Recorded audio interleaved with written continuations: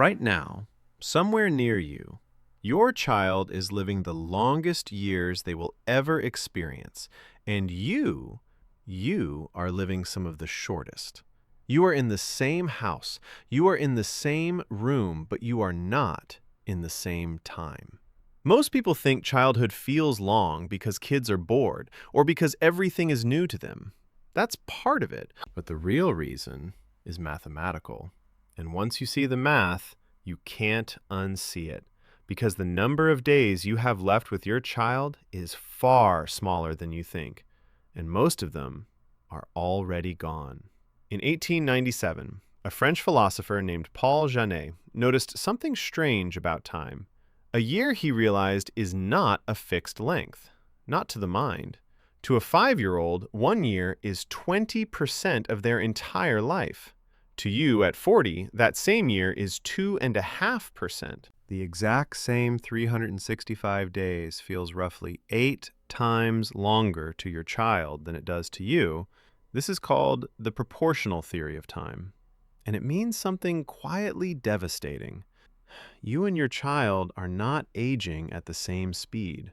To them, this summer will stretch on forever. To you, it will be over by the time you look up.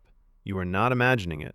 Their clock really is running slower than yours. But that's only half the story, because if you run the math forward, it gets worse. If you live to 80 and you throw out the first few years that nobody remembers, the halfway point of your life, the moment where half of everything you will ever consciously feel is already behind you, is not 40. It's around 18. Now do that same math for your child.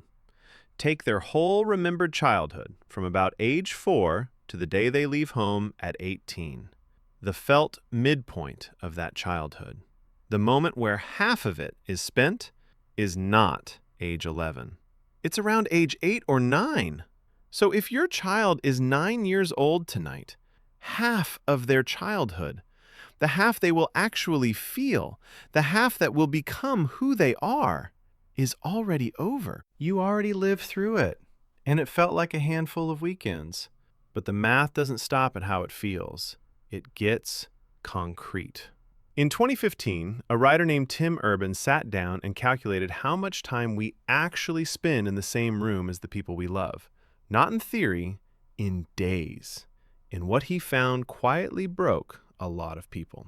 By the time a child leaves home for the first time, the parent has already used up more than 90% of the in-person time they will ever get with them. 90%. Before they're even an adult. Everything after that, the visits, the holidays, the phone calls, all of it is squeezed into the last sliver of the time you have left. You think you're in the middle of the story. You are almost at the end of it. And here's the part almost no one accounts for. That time doesn't run out when they turn 18. It runs out long before. Data from the American Time Use Survey shows that time spent with family peaks in early childhood and then falls off a cliff in the teenage years, right as time spent with friends hits its lifetime peak. Your 15-year-old still lives in your house, but the hours have already left. They've moved to friends, to screens, to a closed bedroom door. So the deadline you're bracing for, the day they move out, isn't the deadline. You're already on the far side of it.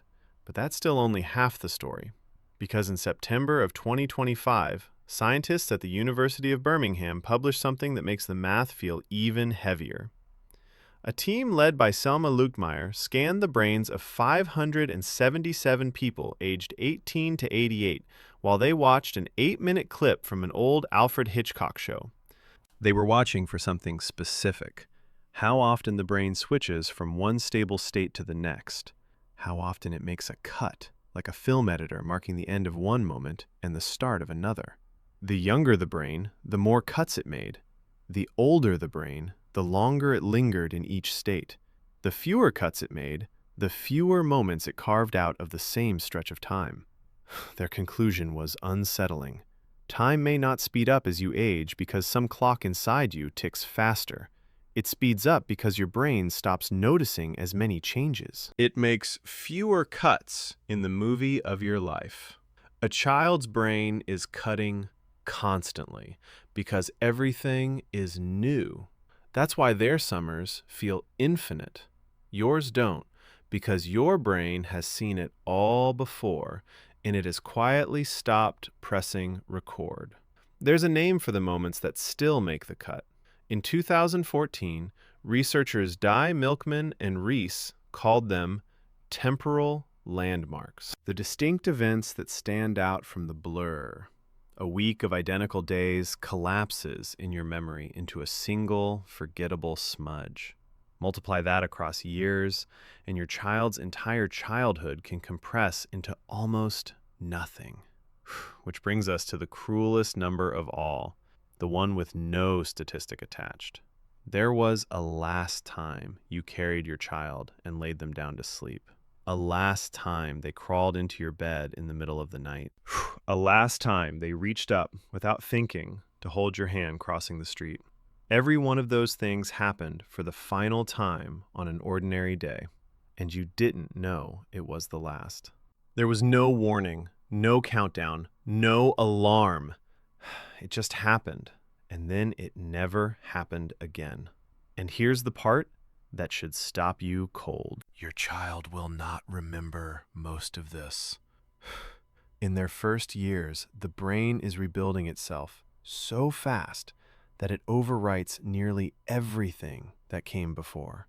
The earliest years of their life, the ones you are pouring yourself into right now, will leave them a near total blank, which means the memories you are making tonight are not really for them.